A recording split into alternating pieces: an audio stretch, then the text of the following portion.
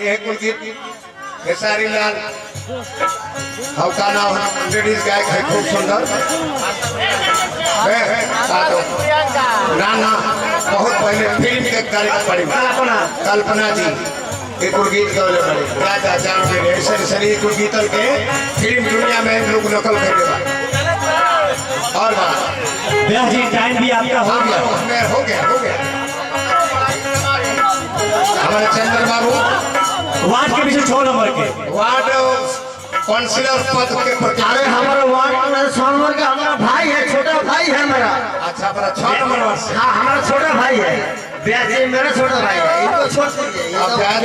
भगवान हमें तारा परिवार के कहीं चुनाव हरावेला हमारा पूरा चुनाव हरावे ना करे भगवान मेरा कृपा। सुरेश राम 6 नंबर के भाई सुरेश राम दीवानी 6 नंबर वार्ड से हार्दिक अभिनंदन शुभकामना। और बाबा हो गई हेजेबा हाँ भोजपुर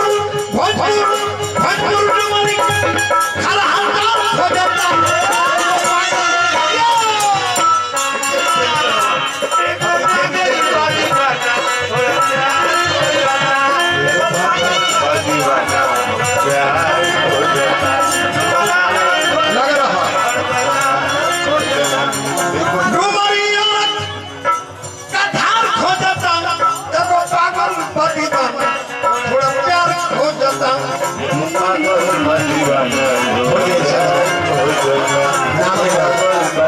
बीमार हो गई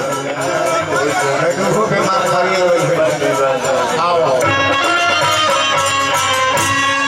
रामचंद्र की